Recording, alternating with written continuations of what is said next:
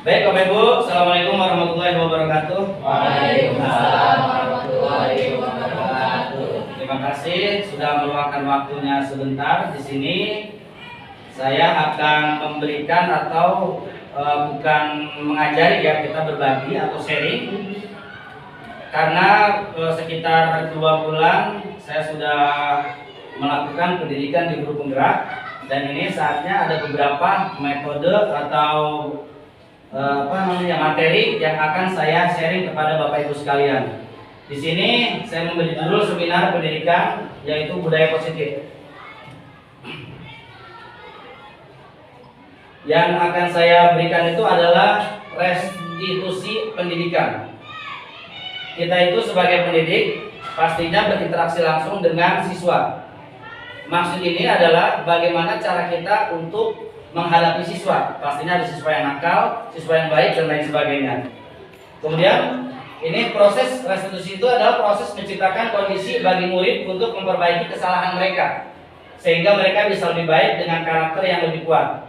Dan di sini kita yang notabene sebagai guru pasti ada siswa yang berbuat kesalahan. Bagaimana cara kita buat memperbaiki kesalahan siswa itu sehingga siswa bisa lebih baik lagi dan dia lebih mengerti, lebih paham lagi bahwa dirinya itu salah dan kemudian akan berbuat baik.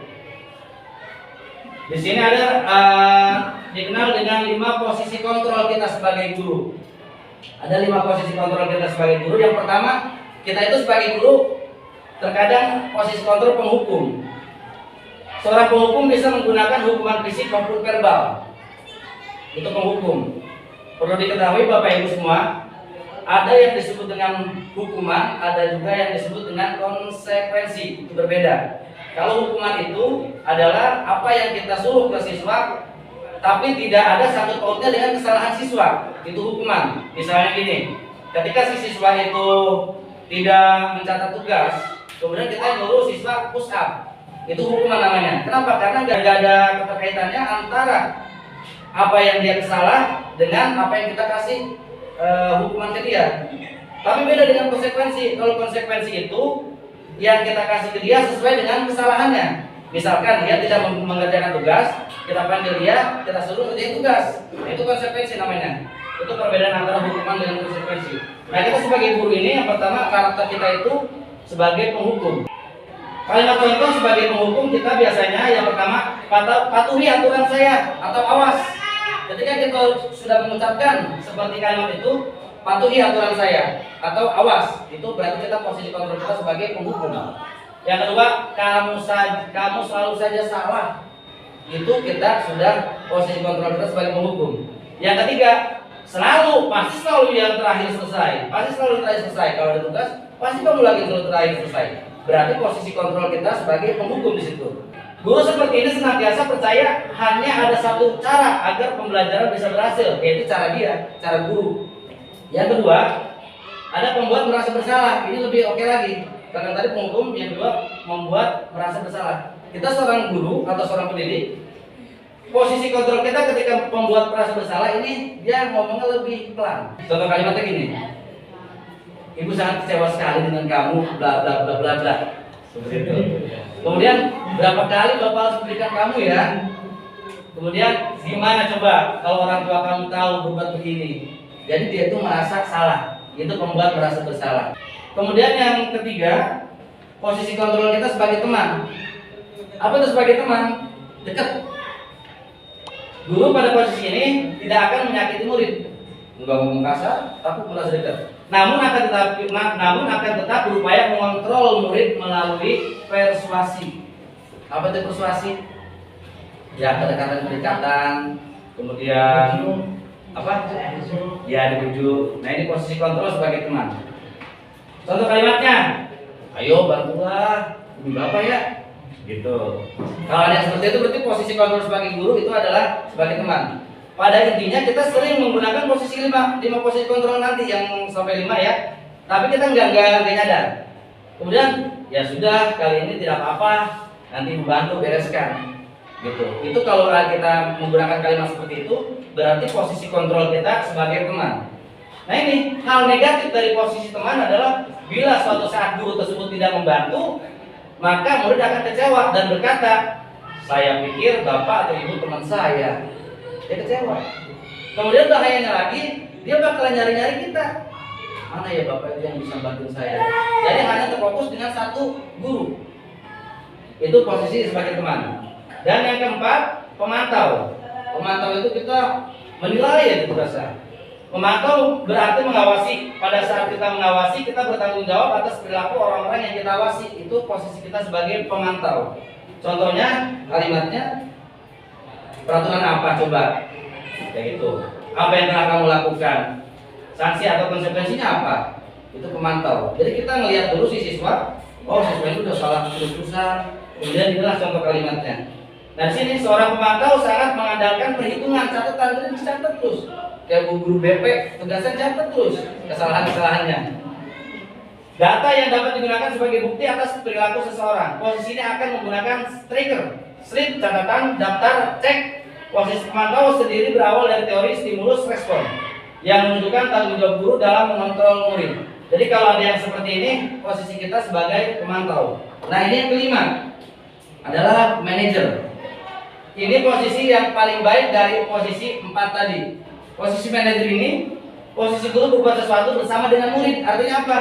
Guru sama murid ini menyelesaikan permasalahan, mempersilahkan murid mempertanggungjawabkan perilakunya, mendukung murid agar dapat menemukan solusi atas permasalahannya. Jadi si guru itu cuma menanyakan, kamu salah apa? Harusnya gimana? Nanti kamu harusnya gimana? Jadi si murid itu yang harus menyelesaikan solusinya. Contoh kalimatnya, apa yang kita yakini? Tanya. Misalnya, kita tahu nggak kalau di kelas itu nggak boleh buka sepatu?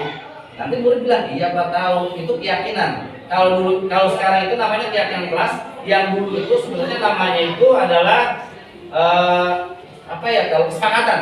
Kalau dulu kesepakatan kelas, kalau sekarang keyakinan kelas namanya. Apakah kamu meyakininya? Kemudian jika kamu meyakininya, apakah kamu bersedia memperbaikinya? Jika kamu memperbaiki ini, hal ini menunjukkan apa tentang dirimu? Apa rencana kamu untuk memperbaiki hal ini?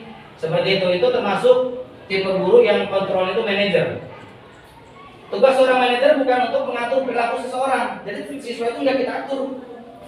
Jika kita membimbing murid untuk dapat mengatur dirinya, seorang manajer bukannya memisahkan murid dari kelompoknya, tapi mengembalikan murid tersebut ke kelompoknya dengan lebih baik dan akurat.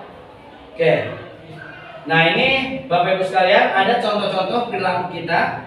Pasti di sini ada dalamnya tentang kita sendiri, tapi kita nggak tahu posisi kita sebagai apa. Inilah contohnya.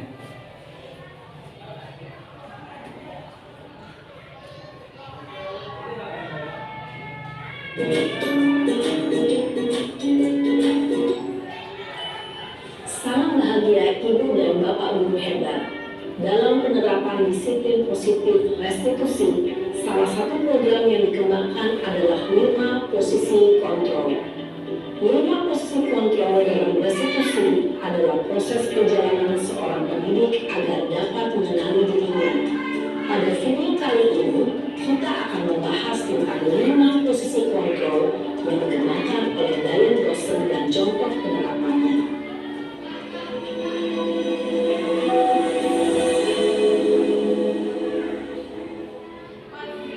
Posisi kontrol itu adalah 1. Posisi penghukum, 2. Posisi pembuat merasa bersalah, 3. Posisi teman, 4. Posisi pemantau atau monitor, dan 5. Posisi manajer. Untuk lebih memahami kelima posisi tersebut, mari kita saksikan kasus Naren yang terlambat hadir 20 menit di sekolah dan melihat bagaimana kelima posisi kontrol dalam menghadapi masalah tersebut. Ya, ini pertama sebagai penghukum.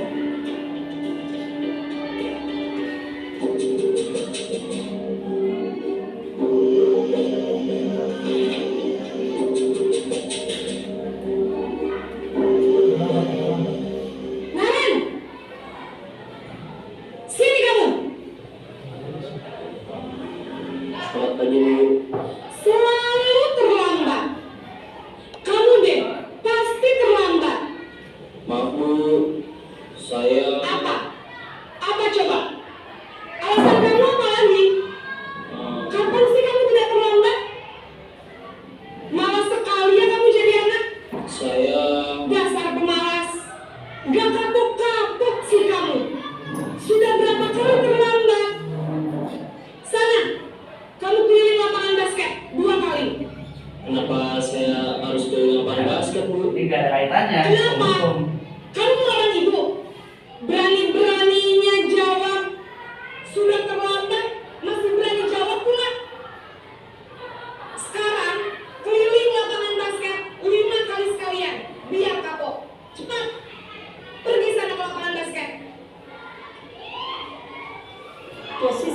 hukum biasanya berbicara dengan nada tinggi, menghardik, menunjuk-nunjuk, menyakiti, dan menyindir. Hukuman bisa berupa fisik maupun psikis. Ibu dan bapak guru hebat. Dampak yang terjadi pada murid ketika guru berada pada posisi pemukul adalah murid cenderung akan memberontak, bahkan menumpah denda.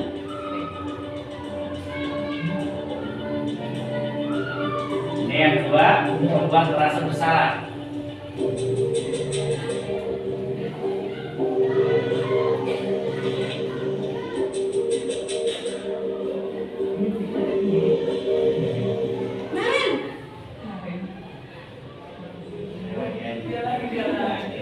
Selamat pagi, Bu.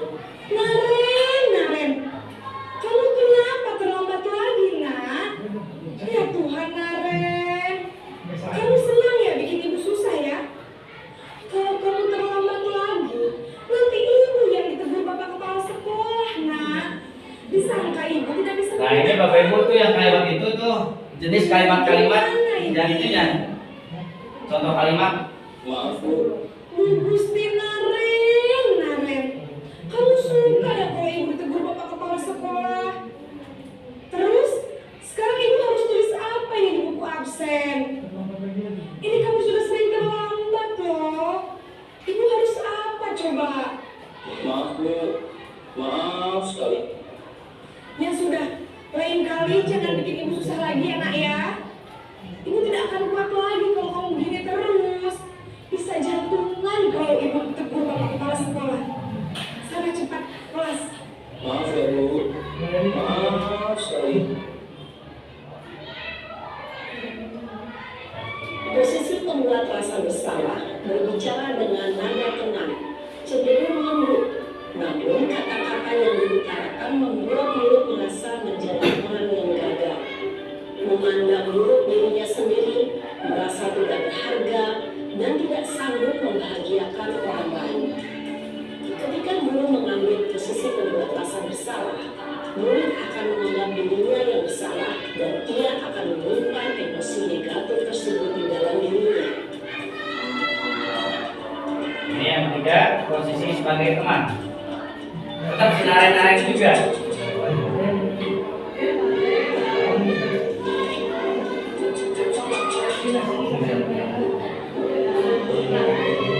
Naren,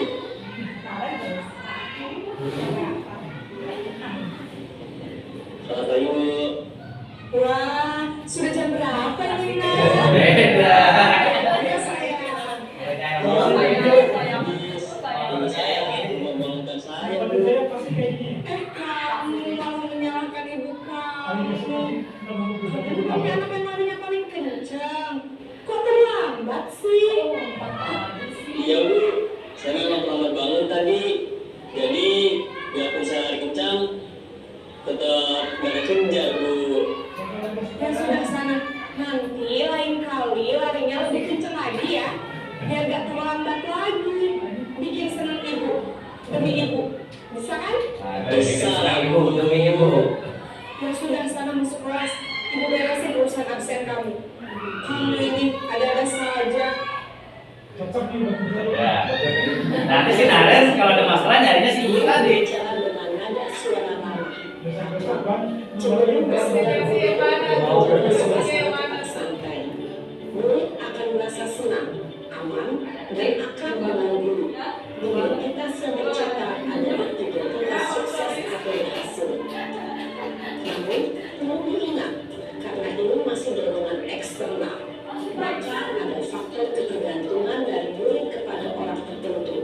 Di sini, guru absennya, sehingga di lain waktu, murid bisa berperilaku baik, namun hanya kepada orang-orang tertentu saja.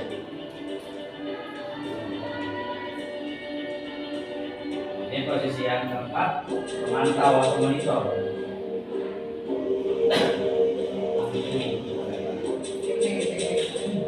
Dulu. Naren,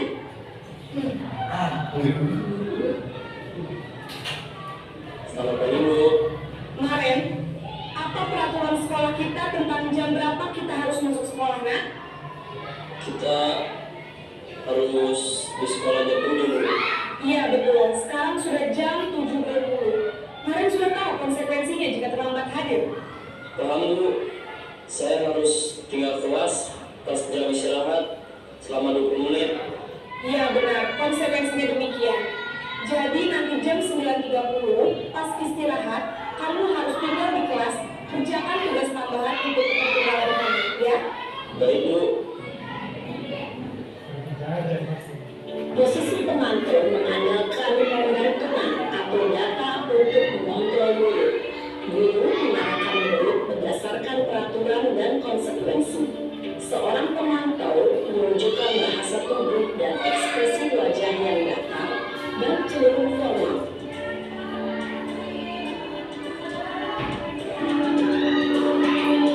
Ini posisi yang terakhir sebagai manajer. Kita lihat apa bedanya semua.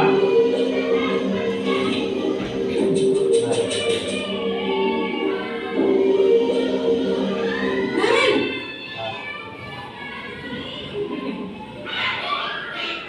Selamat pagi Bu. Selamat pagi Naren. Maaf Bu, saya terlambat. Iya, sekolah masuknya jam 7, sekarang sudah jam 7.20. Jadi sekarang bagaimana ini Naren? Maaf Bu, saya lupa setel alarm saya semalam. Baiklah, menurut kamu, keyakinan sekolah yang mana yang perlu kamu tingkatkan? Menghargai diri sendiri dan orang lain mungkin ya Bu. Setuju. Jadi, apakah Naren meyakini prinsip saling menghormati tersebut? Iya Bu, saya meyakininya. Apakah Naren bersedia memperbaiki masalah keterlambatan ini? Bersedia Bu. Bagaimana kamu akan perbaiki masalah keterlambatan ini? Saya akan coba untuk tidak lupa menyetel alarm saya Bu. Baik, kalau Naren lupa menyetel alarm di rumah, ada orang yang kira-kira bisa bantu mengingatkan tidak? Ada Bu. Kata saya, Kak Emma. Ada lagi selain Kak Emma? Selain Kak Emma, ada ibu saya. Baik, jadi yang mengingatkan Naren adalah Kak Emma dan ibu dia. Kira-kira akan mulai start alarm kapan nih Naren? Setelah pulang sekolah, akan segera saya lakukan.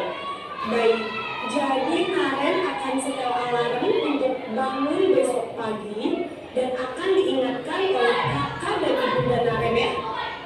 Ada lagi yang mungkin perlu dilakukan Naren agar tidak terlambat bangun lagi. Tidak ada Bu. Baik Naren, terima kasih untuk kerjasama kamu. Sekarang kamu perlu kembali ke kelas untuk belajar. Baik Bu, terima kasih. Posisi manajer adalah posisi kontrol yang disarankan untuk membimbing murid memiliki sikap disiplin yang positif, yaitu murid yang mandiri, bertanggung jawab, dan dapat memecahkan masalah. Tujuan dari posisi ini adalah agar murid dapat berefleksi atas tindakannya. Guru akan dengan tulus memberikan pertanyaan-pertanyaan bermakna, sehingga membuat murid dapat belajar dari kesalahannya dan mencari sebuah solusi untuk menyelesaikannya. Ibu dan Bapak guru hebat, setelah mengamati adegan kelima posisi kontrol tadi, kira-kira posisi mana yang paling ideal? Posisi mana yang dapat menunjang motivasi dan prinsip murid? Ya, tentu posisi manajer. Posisi ini memang posisi ideal yang ingin dituju setiap murid. Pada posisi inilah, guru dapat menerapkan disiplin positif dan berpihak pada murid, yang memerdekakan murid. Perjalanan seorang pendidik tentunya tidak mudah untuk sampai pada posisi seorang manajer. Namun, tujuan kita pasti, yaitu menciptakan murid-murid yang mandiri, merdeka, dan bertanggung jawab. Semoga penggambaran 5 posisi kontrol yang telah diperlihatkan ini dapat menjadi ajar refleksi bagi kita semua, agar dapat terus mengasah dan menerapkan disiplin positif yang memerdekakan murid. Mari terus berlatih dan bersemangat. Selamat menerapkan.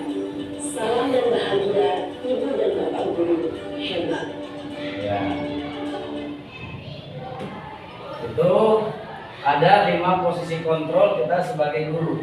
Baik Bapak Ibu sekalian, terima kasih kita sudah Bapak Ibu sekalian sudah berkenan meluangkan waktunya untuk dapat hadir dalam acara seminar yang singkat ini. Mudah-mudahan kita semua bisa memiliki posisi kontrol sebagai guru, yaitu posisi kontrol sebagai manajer. Demikian, saya akhiri. Assalamualaikum warahmatullahi wabarakatuh.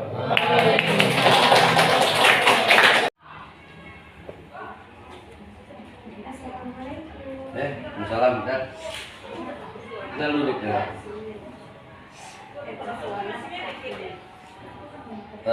Kamu tahu nggak kenapa saya panggil di sini? Nggak tahu. Ini Del. Sekarang lagi jam istirahat kan ya? Jadi dulu kan kamu pernah terlambat ya? Iya, Pak. Udah terlambat. Kamu udah melanggar keyakinan kelas itu dulu ya? Tentang tidak boleh datang terlambat itu. Sekarang gimana? Masih terlambat? Udah enggak? Oh, syukur dah, alhamdulillah ya. Udah enggak terlambat ya? Bagus dah.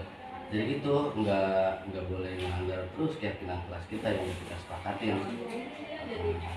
Itu kamu gimana caranya bisa enggak terlambat lagi? Saya udah antara hari saya lebih pagi sebelum itu, Pak. Jadi saya datang. Sesuai sama omongan kamu ya? Iya. Jadi kamu kalau nanti hari sekolah jangan siang, nanti kamu malah terlambat sekolahnya. Ya bagus ya. Terus kayak gitu deh ya. Ya udah kamu sekarang main lagi sana. Makasih deh ya. Iya, Pak. Iya.